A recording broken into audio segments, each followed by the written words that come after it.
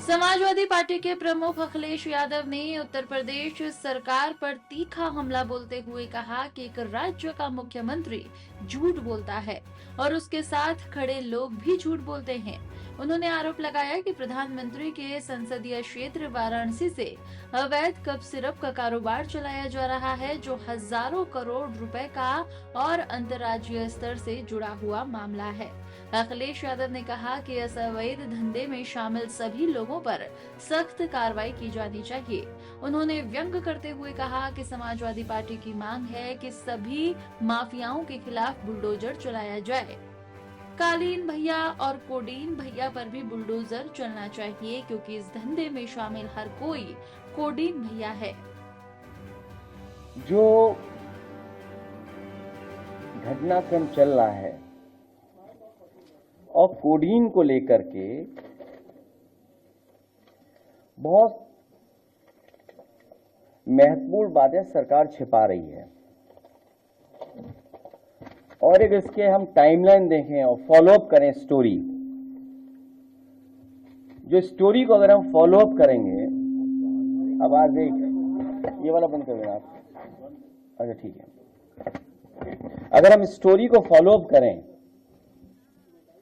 उत्तर प्रदेश में एक ट्रक के पकड़े जाने से कफ सिरप के अंतर्राष्ट्रीय रैकेट का कैसे पता चला। उत्तर प्रदेश में एक ट्रक के पकड़े जाने से कफ सिरप के अंतर्राष्ट्रीय रैकेट का कैसे पता चला।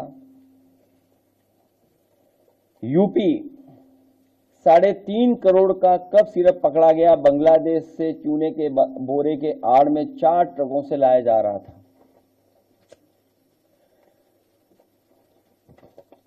36 जिलों में 118 से अधिक एफआईआर।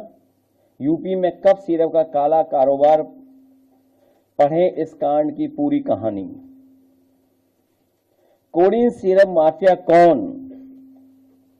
5 तरह के फर्जी फर्म पूर्वी यूपी एवं बांग्लादेश हब और नेक्सस।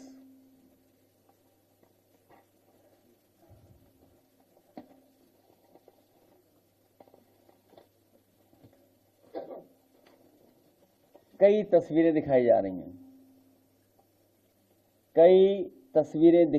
रही हैं, तो अगर हम तस्वीरों का ही सब कुछ ठीक मान लें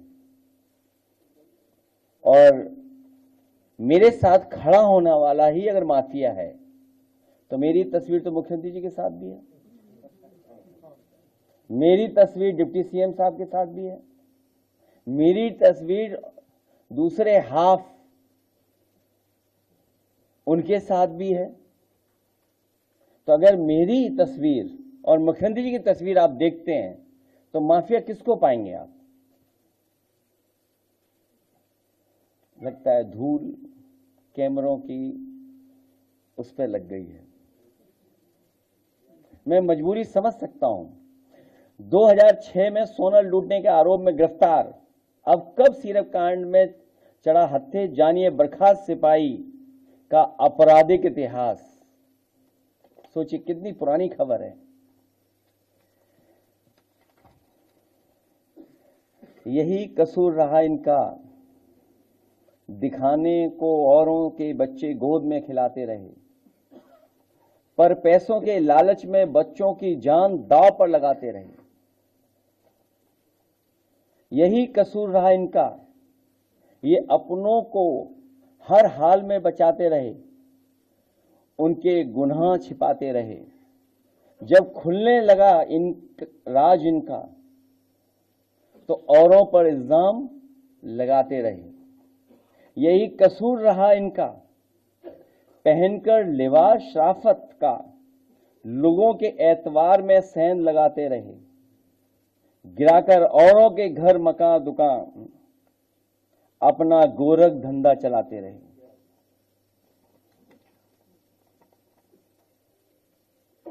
किसी प्रदेश का मुख्यमंत्री झूठ बोले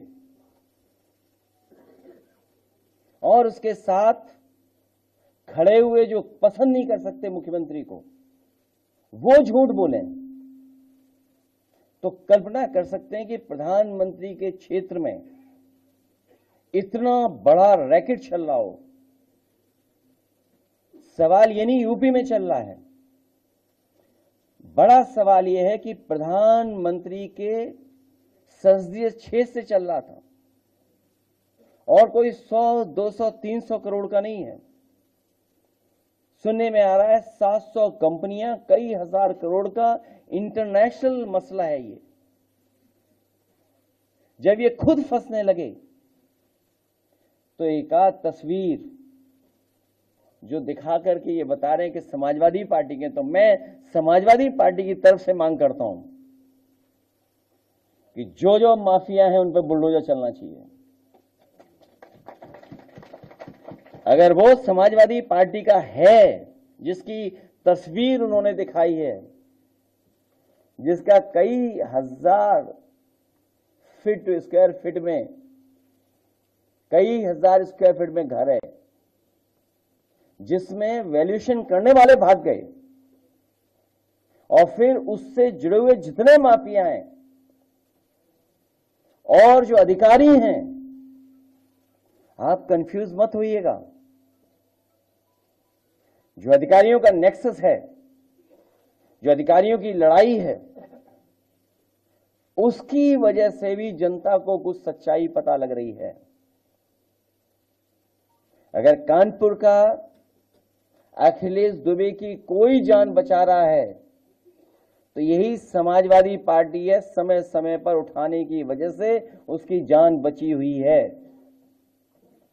और पूरी सरकार लगी है कि उसको और कैसे बचाया जाए। उत्तर प्रदेश में तो कमाल चल रहा है।